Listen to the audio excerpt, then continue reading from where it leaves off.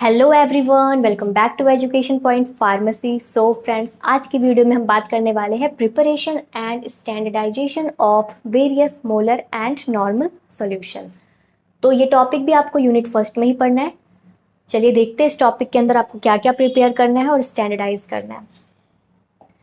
According to B Pharm first semester syllabus, आपको यहाँ पे प्रिपेयर करना है ऑक्जेलिक एसिड और इसको स्टैंडर्डाइज भी करना है। फिर है sodium hydroxide, hydrochloric acid, sulphuric acid, sodium thiosulphate और potassium permanganate, ceric ammonium sulphate. इन सबको आपको यहाँ पे प्रिपेयर करना है और स्टैंडर्डाइज भी करना है। वन बाय वन हम इनको समझेंगे। आज की वीडियो में हम बात करेंगे ऑक्जेलिक एसिड को किस तरीके से प्रिपेयर करेंगे और स्टैंडर्डाइज करेंगे। ठीक है, स्टैंडर्डाइज क्यों करते हैं? ताकि हम इसका जो भी एक्चुअल कंसंट्रेशन है वो डिटरमाइन कर पाए। ये सबको पता है यहाँ तक। स्टैंडर्डाइज जब हम करते हैं तो हम क्या प्रोसेस यूज करते हैं? टाइट्रेशन करते हैं। ठीक है, एक चीज और यहाँ पे मैं आपको बता दूं कि जो ऑक्जेलिक एसिड है वो क्या है? Primary standard. और मैंने बताया था प्रीवियस लेक्चर में, जो प्राइमरी स्टैंडर्ड्स होते हैं उसको स्टैंडर्डाइज करने की जरूरत नहीं पड़ती, क्योंकि उसका जो भी कंसंट्रेशन होता है वो नॉन कंसंट्रेशन होता है। बट फिर भी हम यहाँ पे ऑक्जेलिक एसिड को स्टैंडर्डाइज करने वाले हैं, क्योंकि आपके सिलेबस में दिया हुआ है, तो हम स्टैंडर्डाइज करेंगे। ठीक है, चलिए देखते हैं। जब हम स्टैंडर्डाइज करते हैं तो क्या करते हैं? टाइट्रेशन करते हैं। और टाइट्रेशन के दौरान आपको क्या क्या रिक्वायरमेंट है वो समझते हैं। पहले आपको चाहिए कॉनिकल फ्लास्क। कॉनिकल फ्लास्क अलग अलग साइज में अवेलेबल है, आपको आपकी नीड के अकॉर्डिंग यहाँ पे साइज सेलेक्ट कर लेना है। और चाहिए ब्यूरेट। ये 50 ml का ब्यूरेट है, 0 से लेकर 50 तक मार्क है यहाँ पे। 0 को हमेशा आप जब स्टैंड में फिट करोगे ऊपर की तरफ रखना है, और 50 जो मार्क है वो नीचे की तरफ। यहाँ पे लगा है एक नॉब। नॉब के हेल्प से आप ब्यूरेट को ओपन कर सकते हो, क्लोज कर सकते हो। ठीक है, इस बॉटम में आपको रखना है कॉनिकल फ्लास्क। और कॉनिकल फ्लास्क में आपको फिल कर लेना है आपका जो भी सॉल्यूशन है, जिसका भी कंसंट्रेशन आपको डिटरमाइन करना है या फिर स्टैंडर्डाइज करना है। ठीक है, अगर कंसंट्रेशन नहीं पता तो हम डिटरमाइन करते हैं, अगर कंसंट्रेशन पता है बट एक्चुअल क्या है वो अगर पता करना है, मतलब कि हम स्टैंडर्डाइज करने वाले हैं। ठीक है, तो हम यहाँ पे वो फिल कर लेते हैं जिसका भी कंसंट्रेशन आपको जानना हो।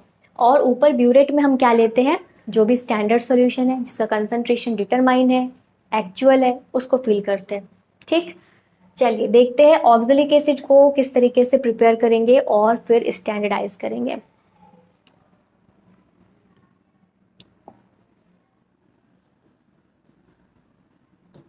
ऑक्जेलिक एसिड, इसका फॉर्मूला होता है C2H2O4। ये कैसा है? एनहाइड्रस है, एनहाइड्रस फॉर्म है, मतलब इसमें कोई वाटर मॉलिक्यूल्स प्रेजेंट नहीं है। और ये है प्राइमरी स्टैंडर्ड। ठीक है, बट आप जो लैब में यूज करोगे ऑक्जेलिक एसिड, वो हमेशा किस फॉर्म में रहेगा? डाइहाइड्रेटेड फॉर्म में, मतलब कि C2H2O4 डॉट 2H2O। दो वाटर मॉलिक्यूल्स उसमें ऐड रहते हैं, प्रेजेंट होता है ऑक्जेलिक एसिड में, जो आप लैब में यूज करते हो। इसलिए इसको कहते हैं हम dihydrated form. Dihydrated form, dihydrated form of oxalic acid. इसमें वाटर मॉलिक्यूल्स प्रेजेंट है, इसीलिए हम इसको स्टैंडर्डाइज करने वाले हैं। ठीक है, तो इसका जो फाइनल फॉर्मूला हो जाएगा वो क्या हो जाएगा? C2H, 2 मॉलिक्यूल्स, और इधर 2 2 4, 6 मॉलिक्यूल्स। और ऑक्सीजन के लिए इधर 4 है और इधर 2, 6 मॉलिक्यूल्स। ये हो गया इसका फाइनल फॉर्मूला। ठीक है, oxalic dihydrated form of oxalic acid. इसका मॉलिक्यूलर वेट अलग रहेगा और इसका मॉलिक्यूलर वेट अलग। बट आप जो यूज कर रहे हो वो कौन सा है? ये है। तो आपको किसका मॉलिक्यूलर वेट लेना है? इसके लिए डाइहाइड्रेटेड फॉर्म ऑफ ऑक्जेलिक एसिड के लिए। तो इसका मॉलिक्यूलर वेट फाइंड कर लेते हैं। क्या हो जाएगा? 12 होता है कार्बन का एटॉमिक वेट, इंटू 2, क्योंकि यहाँ पे 2 कार्बन के मॉलिक्यूल्स है, प्लस 1 इंटू 6 प्लस 16 इंटू 6। ठीक है, सॉल्व कर लेते हैं। 24 प्लस 6 प्लस यहाँ पे आ गया 96।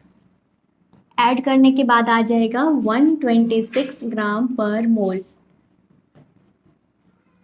ठीक है, 1 मोल ऑक्जेलिक एसिड बराबर है 126 ग्राम के। ओके,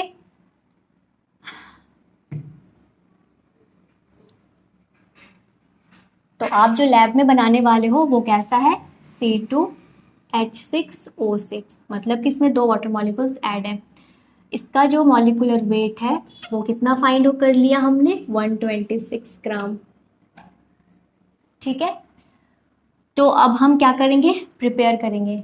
एग्जाम में कैसे लिखना है आपको, पहले प्रिंसिपल लिखना है, प्रिंसिपल। तो प्रिंसिपल में आप लिखने वाले हो रिएक्शन। जब ऑक्जेलिक एसिड का फॉर्मूला होता है C double bond O H, C double bond O H. जब एक मोल ऑक्जेलिक एसिड का रिएक्ट करता है 2 मोल सोडियम हाइड्रोक्साइड के साथ, NaOH के साथ, तो क्या बनाता है,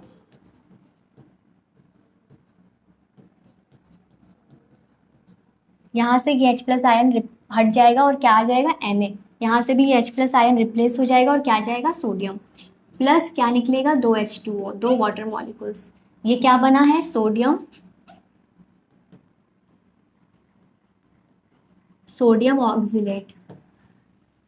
ठीक है, जब 1 मोल ऑक्जेलिक एसिड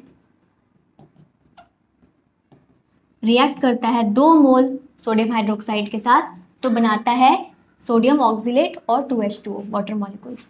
ये आपका रिएक्शन हो गया। मतलब आप ऑक्जेलिक एसिड के लिए यहाँ पे क्या यूज़ करोगे, सोडियम हाइड्रोक्साइड। ठीक है, तो जब आप प्रिंसिपल लिख लोगे फिर आपको क्या करना है, क्या लिखना है, प्रिपरेशन लिखना है कि प्रिपरेशन ऑफ ऑक्जेलिक एसिड। पहले हम ऑक्जेलिक एसिड प्रिपेयर करते हैं, तो अब ये रफ कर देती हूँ। प्रिंसिपल लिखने के बाद आपको क्या लिखना है,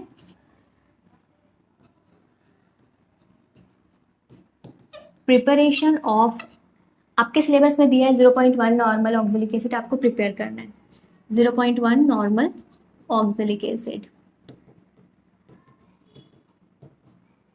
ठीक है, तो नॉर्मलिटी का फॉर्मूला आपको तुरंत से क्लिक हो जाना चाहिए दिमाग में। क्या होता है, gram equivalent of solute divided by volume of solution in litre. ठीक है, ग्राम इक्विवेलेंट ऑफ सॉल्यूट आप लोगे और उसको 1 लीटर वॉल्यूम में डिजोल्व करोगे तो जो बनेगा वो 1 नॉर्मल का सॉल्यूशन बनेगा। ओके, ग्राम इक्विवेलेंट का फॉर्मूला क्या था, given mass divided by equivalent mass, equivalent mass. Divide में आपको वॉल्यूम रखना है। गिवन मास नहीं पता आपको, मान लो x है। इक्विवेलेंट मास के लिए आप फॉर्मूला क्या है, molecular weight divided bye n factor, मतलब कि balance factor, n factor divided by volume. ठीक है, तो आप इसको इस तरीके से लिख सकते हो, x divided by molecular weight into n factor को आप ऊपर लेके चले जाओ, n factor divided by volume. ठीक है, इसको आप ऐसा लिख सकते हो। x तो आपको नहीं पता बट मॉलिक्यूलर वेट आपको पता है, ऑक्जेलिक एसिड के लिए अभी हमने फाइंड किया था 126।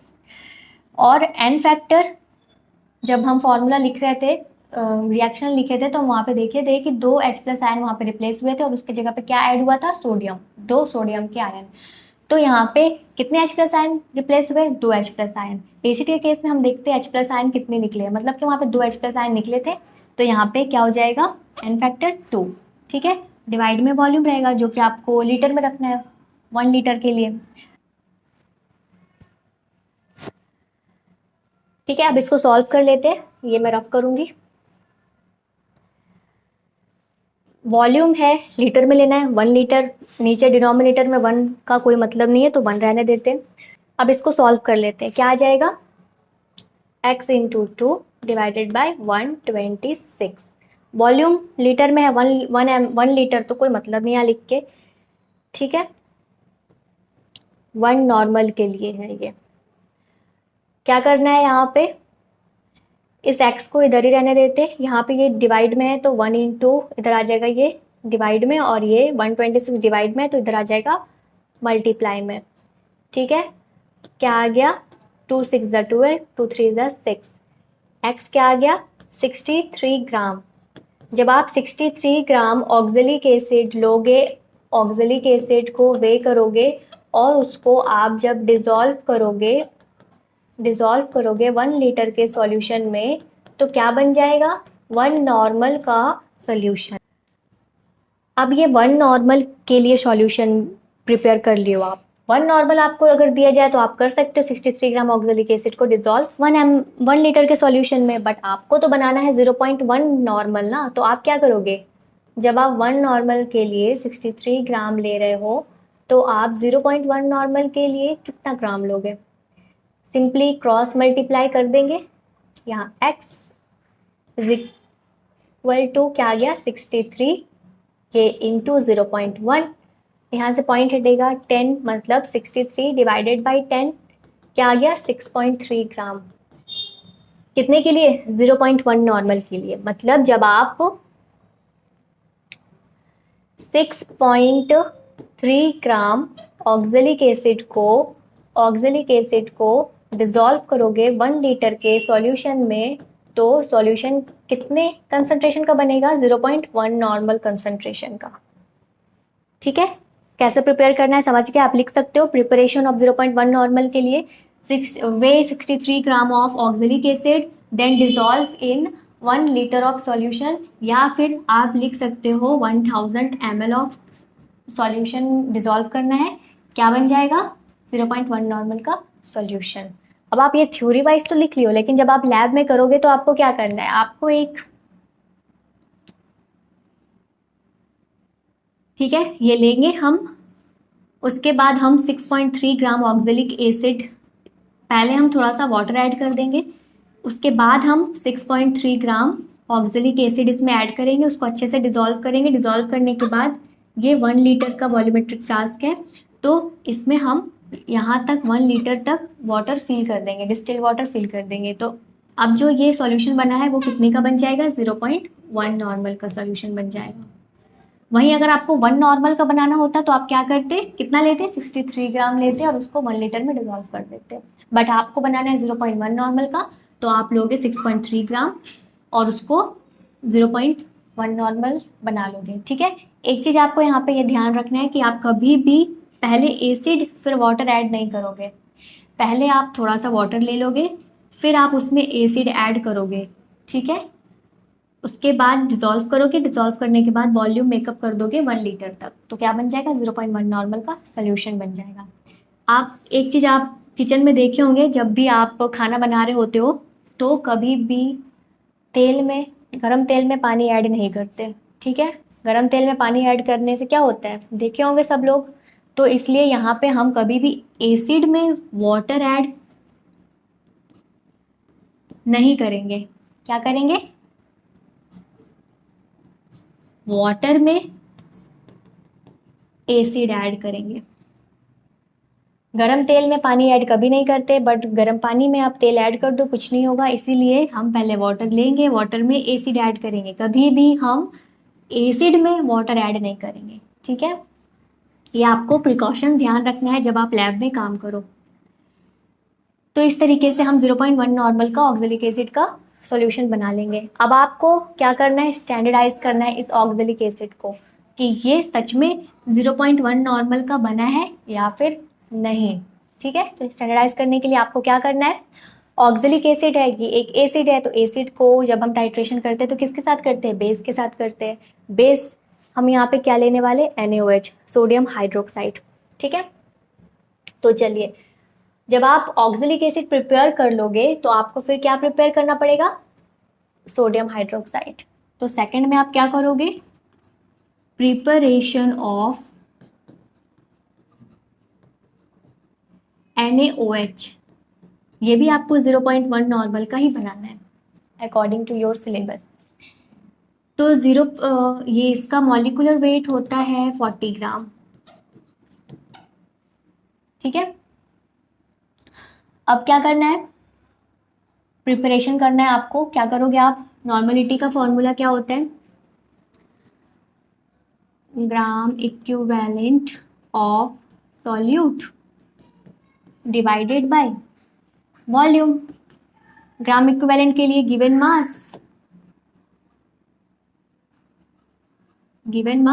Divided by equivalent mass. Equivalent mass का फॉर्मूला क्या था, molecular weight into N factor. तो molecular weight divided by N factor को आप क्या करोगे, यहाँ पे मल्टीप्लाई में ले आओगे एन फैक्टर। नीचे वॉल्यूम लीटर में ले रहे हैं और यहाँ पे 1 लीटर की बात हो रही है, तो आपको वॉल्यूम लिखने की जरूरत नहीं है। फिर क्या करना है, गिवन मास आपको पता नहीं है, मॉलिक्यूलर वेट आपको पता है कितना है 40 ग्राम, इनटू एन फैक्टर कितना हो गया, बेस है तो बेस में हम क्या देखते हैं OH आयन, कितने OH आयन यहाँ से, एक OH आयन यहाँ से रिप्लेस होगा, तो ये आप क्या आ गया आपका बैलेंस फैक्टर 1। एक्स आपको नहीं पता, गिवन मास आपको नहीं पता, ठीक है। एक्स डिवाइडेड बाई 40, नॉर्मलिटी 1 है, इसको आप इधर ले आओ, शिफ्ट कर लो, तो क्या हो जाएगा 1 इंटू डिवाइड में है तो 40 इज इक्वल टू एक्स, मतलब कि एक्स कितना आ गया 40 ग्राम, ठीक है। तो जब आप 40 ग्राम NaOH लोगे और उसको 1 लीटर के सॉल्यूशन में डिसॉल्व कर दोगे, तो कितने का ये बन जाएगा, कंसंट्रेशन कितने का ये बन जाएगा, 1 नॉर्मलिटी का, 1 नॉर्मल का आपका सॉल्यूशन बन जाएगा। 40 ग्राम NaOH जब आप डिसॉल्व करोगे 1 लीटर के सॉल्यूशन में, आपको इतना करने की जरूरत नहीं है, आपको बस इतना ध्यान रखना है जो भी मॉलिक्यूलर वेट आए उस मॉलिक्यूलर वेट को आप अगर डिसॉल्व करते हो 1 लीटर के सॉल्यूशन में, तो वो बन जाता है 1 नॉर्मल का सॉल्यूशन, ठीक है। लेकिन आपको बनाना है 0.1 नॉर्मल का, तो आप क्या करोगे, अगर आप यहाँ पे 1 नॉर्मल की जगह पे क्या रख लो 0.1 रख लो, तो आप क्या करोगे 0.1 रख लो, ठीक है। क्या होगा 0.1 रख लिया आपने यहाँ पे, तो आपका क्या बन गया ये 0.1 into 40 is equal to X, यहाँ से पॉइंट हटा, क्या आ गया 40 डिवाइडेड बाई 10, क्या आ गया 4.0, मतलब कि 4 ग्राम, ठीक है। तो आपको ये भी ध्यान रखना है, अगर आप 1 नॉर्मल के लिए बना रहे हो तो 40 ग्राम को जो इसका मॉलिक्यूलर वेट है उसको आप डायरेक्ट डिसॉल्व कर दिए 1 लीटर में, तो बन गया 1 नॉर्मल का। बट आपको बनाना है 0.1 नॉर्मल का, तो आपको कुछ नहीं करना, जो भी इसका मॉलिक्यूलर वेट है उसको डिवाइड दे देना है 10 से, और जो भी आंसर आएगा वो आप उतने अमाउंट में उसको वे करोगे और फिर उसको डिसॉल्व कर दोगे 1 लीटर में, तो आपका बन जाएगा कितने का 0.1 नॉर्मल का, ठीक है। इतना ज़्यादा लिखने की जरूरत नहीं है, इतना ज़्यादा करने की जरूरत नहीं है, आपको ये ध्यान रखना है। अगर आपको 1 नॉर्मल का बनाना है तो आप 40 ग्राम को लिए डिसॉल्व किए 1 लीटर में, 1 नॉर्मल का बन गया। बट आपको 0.1 नॉर्मल का बनाना है तो आपने क्या किया 10 से डिवाइड दे दिया, 40 ग्राम को 10 से डिवाइड दिया, क्या आ गया 4 ग्राम। अब आप जब 4 ग्राम NaOH लोगे और उसको डिसॉल्व करोगे 1 लीटर के सॉल्यूशन में, तो बन जाएगा 0.1 नॉर्मल का सॉल्यूशन। 0.1 नॉर्मल NaOH बनाने के लिए आपने क्या किया, आपने वे किया 4 ग्राम NaOH और उसको आपने क्या किया डिसॉल्व कर दिया 1 लीटर के सॉल्यूशन में या फिर 1000 ml के सॉल्यूशन में। मतलब आप क्या करोगे, पहले थोड़ा वाटर लोगे, उस वाटर में ऐड कर दोगे 4 ग्राम NaOH और फिर उसमें वॉल्यूम मेकअप कर दोगे 1 लीटर तक, ठीक है, 1000 ml तक वॉल्यूम मेकअप कर दोगे। क्या बन जाएगा, ये जो सॉल्यूशन है वो कितने का बन जाएगा 0.1 नॉर्मल NaOH का सॉल्यूशन बन जाएगा, ठीक है। अब आपको इसको स्टैंडर्डाइज नहीं करना, क्योंकि यहाँ पे आप स्टैंडर्ड सॉल्यूशन ही ये ले रहे हो, तो जो सोडियम हाइड्रोक्साइड है ये आप क्या मान रहे हो एज अ स्टैंडर्ड सॉल्यूशन। इसका जो कंसंट्रेशन आपने बनाया है ये एग्जैक्ट है, एक्चुअल कंसंट्रेशन है, ठीक। आपको यहाँ पे ऑक्जेलिक एसिड का डिटरमाइन करना है, स्टैंडर्डाइज करना है। यहाँ पे आपको क्या स्टैंडर्डाइज करना है, ऑक्जेलिक एसिड। सोडियम हाइड्रोक्साइड को भी हम आगे देखेंगे किस तरीके से स्टैंडर्डाइज करते हैं, बट फिलहाल आपको यहाँ पे क्या स्टैंडर्डाइज करना है, oxalic acid against sodium hydroxide. आप क्या लोगे, एक ब्यूरेट लोगे, ठीक है, मान लो एक ब्यूरेट है, आपको एक लेना है कॉनिकल फ्लास्क। कॉनिकल फ्लास्क में आप कितना, आपने जो बनाया था 0.1 नॉर्मल का ऑक्जेलिक एसिड, आपने जो प्रिपेयर किया था 0.1 नॉर्मल ऑक्जेलिक एसिड सॉल्यूशन, इस सॉल्यूशन से आप निकाल लो 10 ml, उसको फिल कर दो इस कॉनिकल फ्लास्क में, ठीक है। क्या फिल कर दिया 10 ml ऑक्जेलिक एसिड, ठीक है, जिसका कंसंट्रेशन कितना है 0.1 नॉर्मल, 0.1 नॉर्मल।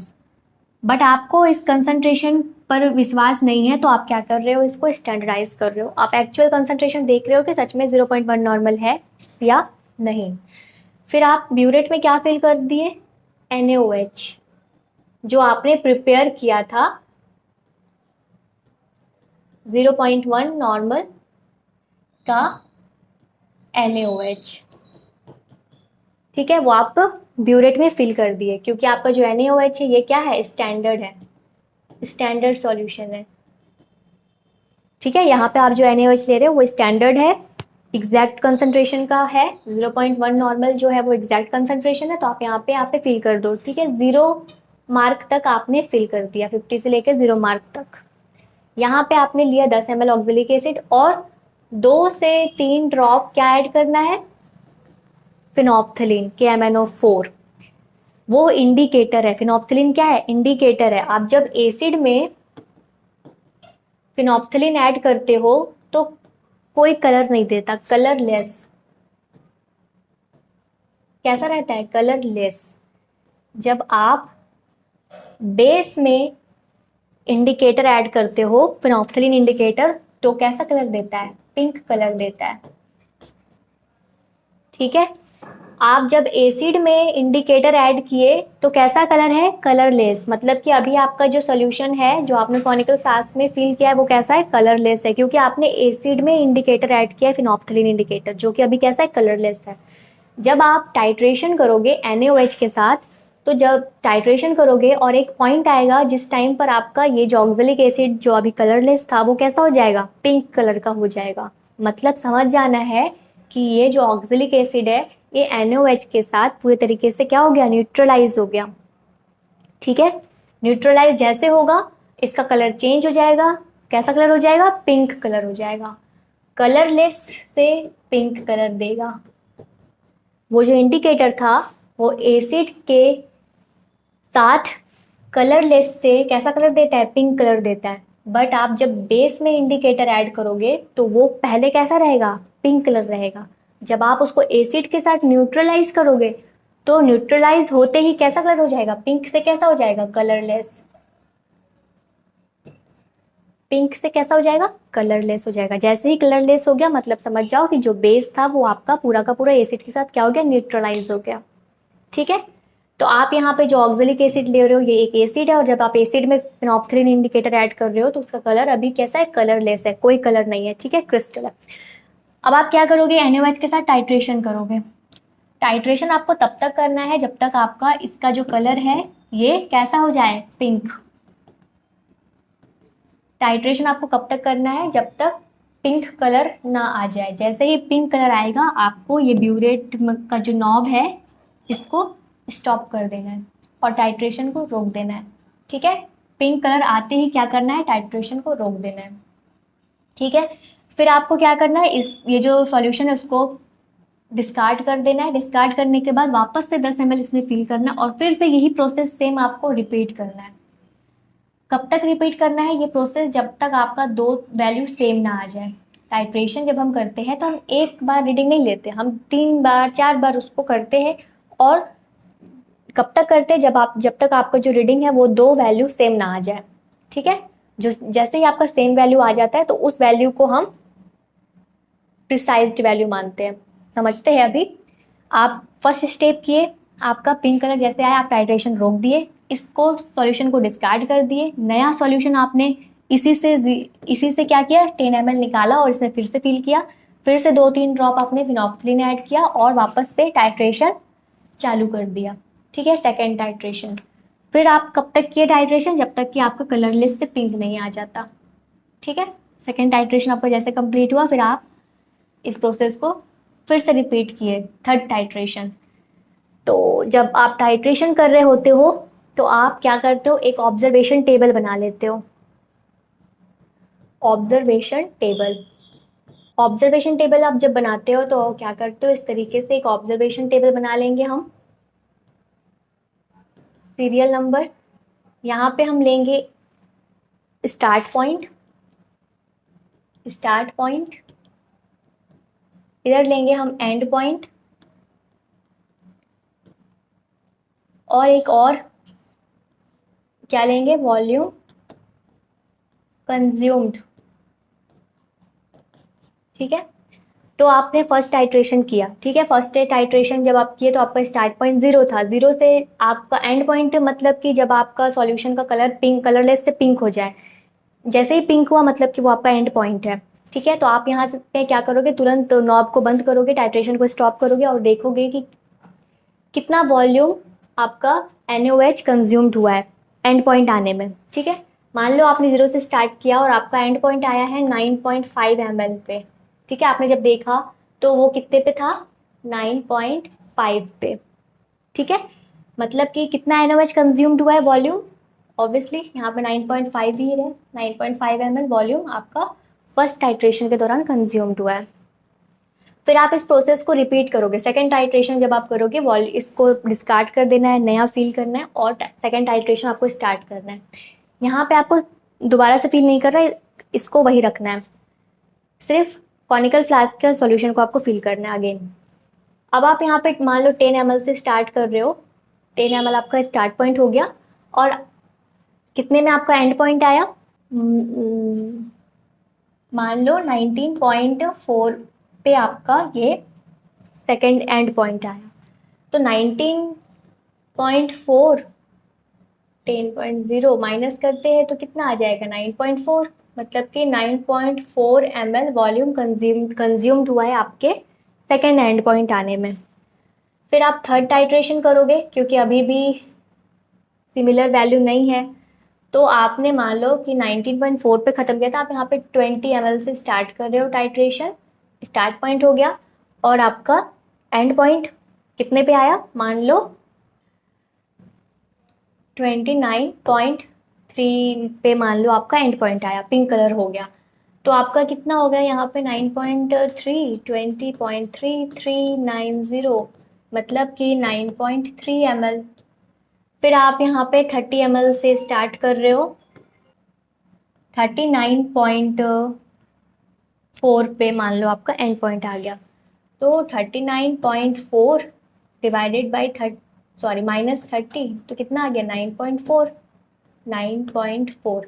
अब आपके पास दो वैल्यू सेम है, तो आप टाइट्रेशन को रोक दो यहीं पे, और आपका जो वैल्यू सेम आया है वो आपका प्रिसाइज्ड वैल्यू है, मतलब 9.4 ml वॉल्यूम कंज्यूम्ड हुआ है NaOH का आपके 10 ml के ऑक्जेलिक एसिड को न्यूट्रलाइज करने के लिए। अब आपको कैलकुलेशन करना है यहाँ पे। कैलकुलेशन के लिए आपको क्या करना है, कैलकुलेशन के लिए आपको फॉर्मूला लगाना है N1V1 is equal to N2V2। ये फॉर्मूला आपको याद रखना है। N1 क्या है, नॉर्मलिटी ऑफ ऑक्जेलिक एसिड, तो नॉर्मलिटी 0.1 है, बट आप इस नॉर्मलिटी को नहीं मानते क्योंकि आप यहाँ पे एक नया नॉर्मलिटी फाइंड कर रहे हो, एक्चुअल नॉर्मलिटी फाइंड कर रहे हो, तो इसलिए हम N1 को N1 ही रहने देंगे। वॉल्यूम लेना है, वॉल्यूम V1 क्या है, वॉल्यूम ऑफ ऑक्जेलिक एसिड, जो भी आपने टाइट्रेशन के दौरान कितना वॉल्यूम लिया था, 10 ml लिया था, है ना, तो आपको वॉल्यूम V1 में रखना है 10 ml is equal to N2 हो गया आपका नॉर्मलिटी ऑफ सोडियम हाइड्रोक्साइड। तो सोडियम हाइड्रोक्साइड का क्या कितना था, 0.1 नॉर्मलिटी, जो कि आपका स्टैंडर्ड सॉल्यूशन है, तो ये एक्चुअल है, तो आप यहाँ पे 0.1 ले लो, इनटू कितना वॉल्यूम कंज्यूम्ड हुआ है सोडियम हाइड्रोक्साइड का, 9.4, तो आप यहाँ पे ये 9.4 रख लो। ये वॉल्यूम आपको तभी पता चलेगा जब आप टाइट्रेशन कंप्लीट कर लोगे और आप कैलकुलेशन करोगे, टेबल बनाओगे, और आपका जो भी वैल्यू रिपीट होगा उस वैल्यू को ले यहाँ पे लेना है, ठीक है, वॉल्यूम में। तो आपने ले लिया 9.4 जो कि आपका प्रिसाइज्ड वैल्यू है। N1 आपको फाइंड करना है, तो 0.1 इंटू 9.4 डिवाइडेड बाई 10, यहाँ से ये पॉइंट हटेगा तो 10 इंटू 10 क्या आ गया, 94 डिवाइडेड बाई 1000। ठीक है, मतलब कि कितना आ गया यहाँ पे,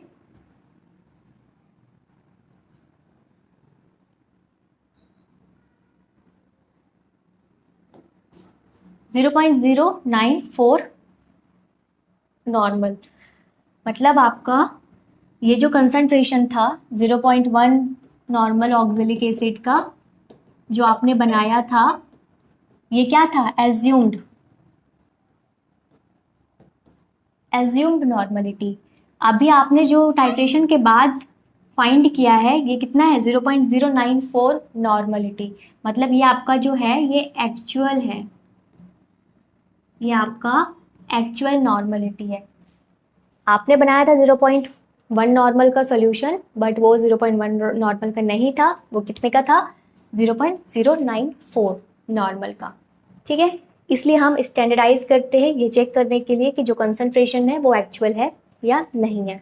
यहाँ पे एक्चुअल नहीं है, आपने बनाया था 0.1 नॉर्मल का, बट वो है कितने का, 0.094 नॉर्मल का। ठीक है, तो इस तरीके से हम स्टैंडर्डाइज करते हैं, टाइट्रेशन करते हैं, कैलकुलेशन करते हैं, तो ये आपको ध्यान रखना है। अगर आप यहाँ पे कुछ डाउट है तो कोई बात नहीं, नेक्स्ट जब हम प्रिपरेशन देखेंगे NaOH के लिए, और भी बहुत सारे प्रिपरेशन देखने वाले हैं, स्टैंडर्डाइजेशन देखने वाले हैं, उस टाइम पे क्लियर हो जाएगा सब कुछ बिल्कुल अच्छे तरीके से। फिलहाल आपको यहाँ पे इतना समझना है। नेक्स्ट हम पढ़ेंगे preparation and standardization of sodium hydroxide. ठीक है, तब तक के लिए आप अपना ध्यान रखें। Have a good day.